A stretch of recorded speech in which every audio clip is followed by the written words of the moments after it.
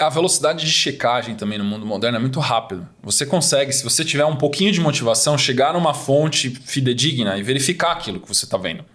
Então, hoje em dia, você tem alguém, um famoso, fez uma cagada, em 15 minutos, 10 minutos já tá na rede um monte de fact-check dele ali. Tipo assim, ó, isso aqui aconteceu, foi desse jeito, e mais um monte de canal fazendo reportagem instantânea nas redes sociais, explicando qual foi a verdade no ponto de vista deles. E um monte de gente dando palpite. E um monte de gente fosse santo. Exato. Como se nunca fizesse aquilo, meu Deus. Que absurdo, né? o cara faz Eu fico 10 vezes pior. impressionada com isso. Porque as pessoas não são tão boazinhas como elas falam que são, né? Nas redes sociais. Não. Né? Ali você só tem um personagem... A gente tá falando a verdade, é tudo mentira. Você só tem um personagem do melhor lado que ela acha que é o melhor lado dela. Só que o que a gente vê, até que estamos no mercado digital há alguns anos também, as pessoas que têm mais sustentabilidade, né, e têm mais profundidade, são aquelas que mostram o lado bom e o lado ruim, de maneira autêntica. Então elas não têm medo de mostrar a dificuldade dentro daquilo, que normalmente não é uma coisa que agrada. Isso é uma coisa que é um diferencial, na minha visão, nos conteúdos que eu falo, porque uma grande parte dos meus conteúdos são desagradáveis. Então a pessoa, quando ela começa, quantas vezes eu já ouvi pessoa falar assim, Lucas, quando eu comecei a te seguir, eu te odiei. Mas assim, eu te odiei do fundo da minha alma.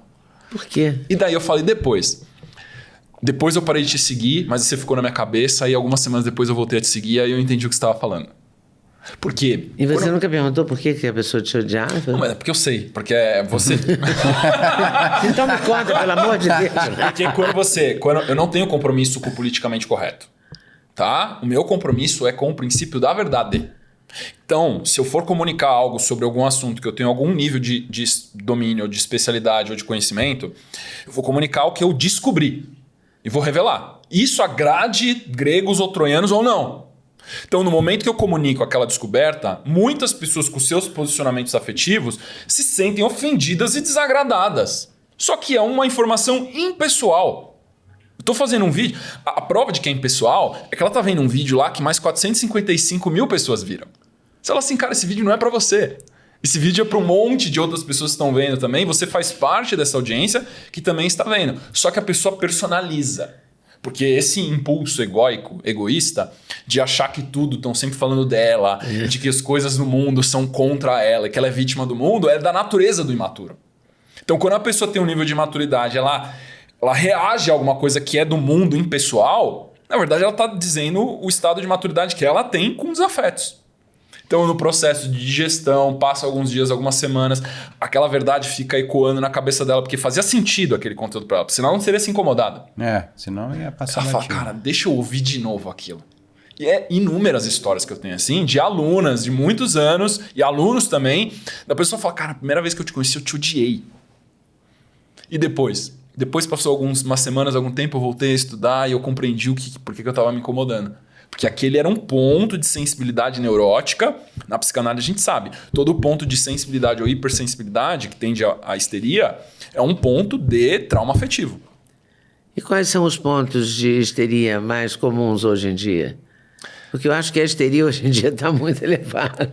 Ou não? É impressão minha? Não, a gente está vivendo numa geração histérica. Né? Então a resiliência é baixíssima das pessoas, nossos contemporâneos. Então a gente tem um apego absurdo com a opinião. As pessoas acham que a opinião delas é a última bolacha do pacote, que a vida no planeta Terra depende da opinião delas. Tipo, ninguém se importa com a tua opinião. Isso é uma coisa que eu falo sempre, ninguém se importa com o que você pensa. Ninguém se importa com o que eu penso. As pessoas só se importam com o que elas pensam. Então, isso é uma chave também de virar na psicanálise, no estudo da psicologia, de que ninguém se importa com o que você acha das coisas. Exceto em raras exceções. No entanto, você continua achando que é a última bolacha do pacote. Exceto em raras exceções, num contexto muito bem controlado, quando você está ouvindo uma autoridade falando no assunto, você pode pegar o cara que é PhD em Harvard, o cara tá lá na palestra, ele pagou $10 mil para ir lá em Boston, o cara senta na palestra e o PhD tá falando, ela fala assim, eu discordo disso que ele está falando. Se você discorda com qual autoridade? Com a minha autoridade, na minha opinião, quem manda no meu mundo, minha soberania é a minha opinião. Eu acho ela discorda com essa autoridade. Uma coisa doida também, porque assim, digamos, eu nasci em 1983. Ou seja, a quantidade de informação de pensamento, de correntes filosóficas que foram sendo lapidadas ao longo da história humana e tal, já estava tão avançado que é muito difícil que, tipo, se eu não fizer um super download, dedicar muito da minha vida para saber o que estava acontecendo na tradição filosófica, corrente de pensamento, como funciona a sociedade, a mente humana e tal, a chance de eu criar algo novo para poder falar que é a minha opinião, acho que é o meu, porque hoje as pessoas estão muito apegadas ao minha verdade. Sim. É uma expressão que me incomoda muito, a minha verdade. Porque assim, tipo, beleza, você pode estar falando o meu ponto de vista, o meu pedaço da verdade que eu estou conseguindo, mas a minha verdade eu não consigo compreender isso. É igual quando a pessoa fala, eu treinei 110%.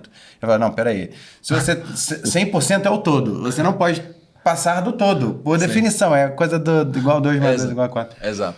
Então, assim, as pessoas acharem que elas têm uma opinião própria, eu acho isso uma loucura, porque quase tudo que você pode pensar já foi estruturado, escrito, analisado por um barbudo não tem nada de séculos novo. Atrás, né? Um barbudo... Não, mas a gente tem direito à opinião própria. Sim, mas eu tô falando assim, mas aquela opinião não é sua, aquela opinião pertence a uma corrente de pensamento, você pode não conhecer que aquela opinião já foi catalogada, debatida por... Sim, mas é a sua opinião.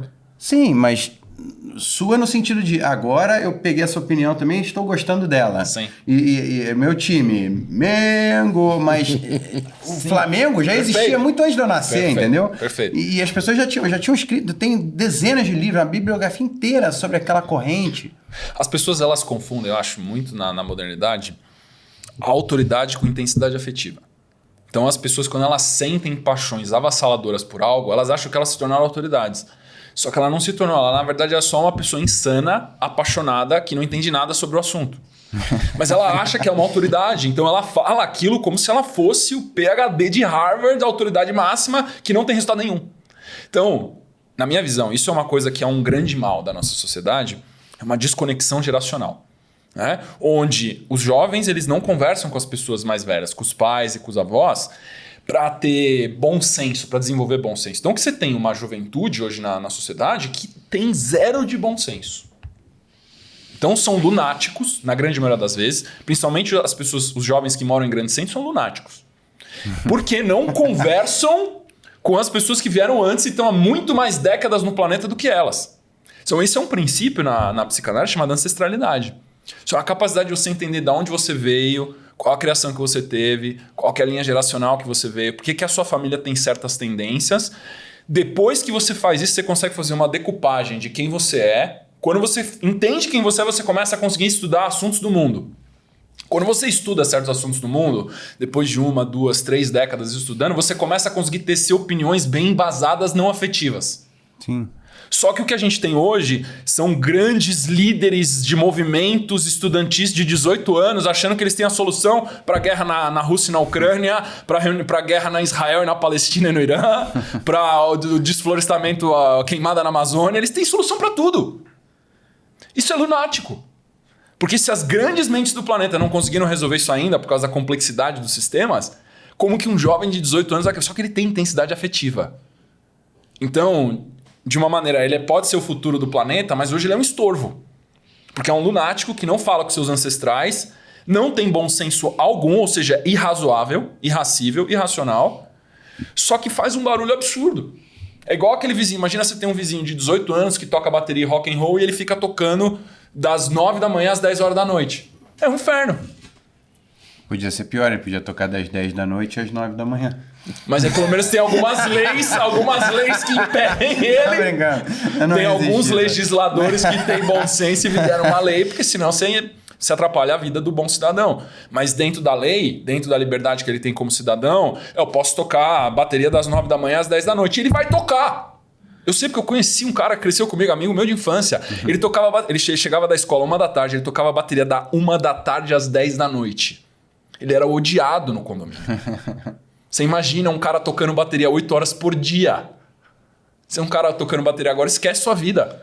Ainda mais a gente. Isso é coisa de lunático. Isso é coisa de lunático. O cara tá desconectado da civilização. Ele, né, essa coisa de você ser um bom cidadão é você saber onde você fazer a sua parte dentro da sociedade, tipo, né, sobrar ali. É respeitar o outro, né?